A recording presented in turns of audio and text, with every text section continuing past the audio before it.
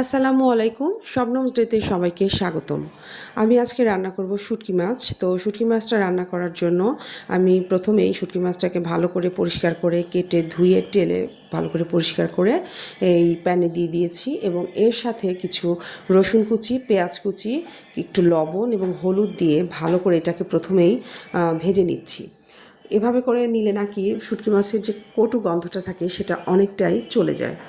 তো এই যে আমি শুটকি মাছটাকে প্রথমে একটু ভেজে নিচ্ছি, ভেজে নেওয়ার পরে আমি এটাকে একটা বাটিতে উঠিয়ে নিচ্ছি। এরপর উঠিয়ে নেওয়ার পরে সেই একই প্যানের মধ্যে বেশ খানিকটা তেল পেঁয়াজ দিয়ে আবার এটাকে একটু ভুনা ভুনা করব।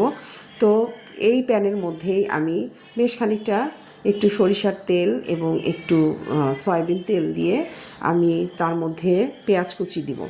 পেঁয়াজ কুচি দিয়ে আমি এটাকে ভালো করে একটু কষাবো।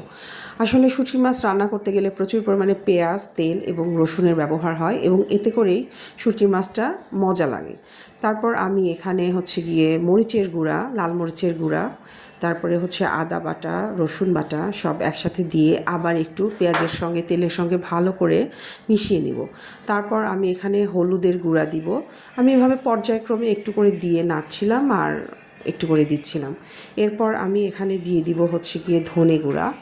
ধনে গুঁড়া দিয়ে দেওয়ার পরে আবার একটু নাড়াচাড়া করব, আবার একটু এটার সঙ্গে তেলের সঙ্গে পেঁয়াজের সঙ্গে ভালো করে মিশিয়ে দিব। এরপর আমি এখানে দিব গিয়ে জিরার গুঁড়া।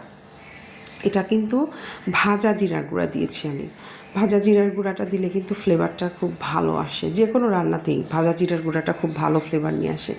তারপর আমি দিয়ে দিব কাঁচামরিচ। তো কাঁচামরিচ, ভাজা জিরার গুঁড়া, ধনে গুঁড়া সব ধরনের মশলা একসাথে ভালো করে আবার লবণও দিয়ে দিলাম। এগুলো ভালো করে আমি এই পেঁয়াজ, তেল সব একসাথে ভালো করে আমি ভুনাবো।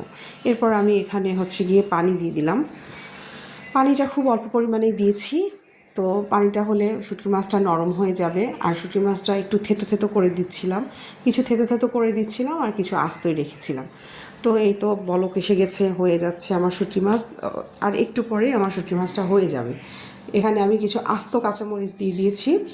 তারপর আমি আবার একটু নেড়ে নেড়ে দিচ্ছি। এখন আমি ঢাকনাটা দিয়ে দিব। ঢাকনাটা দিয়ে দেওয়ার পরে এটা হয়ে যাবে। তো এই তো আজকে আমার শুটকি মাছটা আমি এভাবে রান্না করলাম। এখন নাড়াচাড়া করতে করতে যখন মাছের উপরে তেলটা ভেসে উঠবে তখন আমি এটাকে নামিয়ে নিব। আপনারা চাইলে আরও এটাকে একটু পানিটা টানাতে পারেন, কিন্তু আমি এই পর্যায়ে এটাকে আর কি নামিয়ে ফেলবো। তো এই ছিল আমার শুটকি রান্না, এই যে হয়ে গিয়েছে। তো আপনারা বাসায় এভাবে ট্রাই করবেন এবং আমাকে জানাবেন খেতে কেমন হয়েছে। ধন্যবাদ সবাইকে ভিডিওটি দেখার জন্য। ভালো লাগলে অবশ্যই শেয়ার করবেন।